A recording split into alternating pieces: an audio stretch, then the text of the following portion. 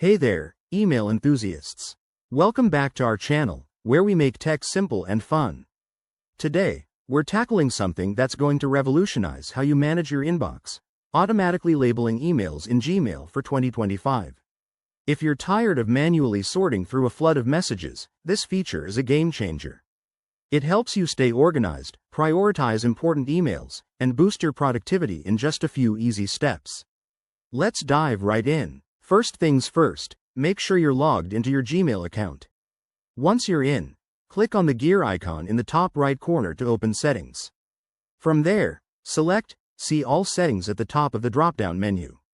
Now, head over to the Filters and Blocked Addresses tab. This is where the magic happens. Next, click on Create a New Filter. You'll see a form where you can set the criteria for your emails. For example, you might want to label all emails from your boss or a specific newsletter.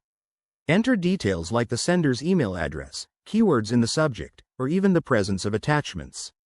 Once you've set your conditions, scroll down and check the box that says Apply the label. If you don't have a label yet, click New Label to create one.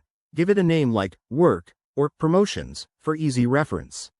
After that, hit Create Filter and then OK to confirm. Gmail will now automatically apply that label to any incoming emails that match your criteria. To test it out, send yourself a sample email or wait for the next one that fits the filter.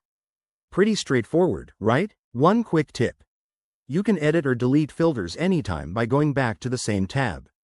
This keeps your system flexible as your needs change. By 2025, Gmail's interface might have some tweaks, but the core process remains user-friendly. There you have it. Automated email labeling made easy. Implementing this will save you hours every week, so give it a try and let us know in the comments how it's working for you. If you found this helpful, don't forget to like, subscribe, and hit that notification bell for more tech tips. Thanks for watching, and see you in the next video.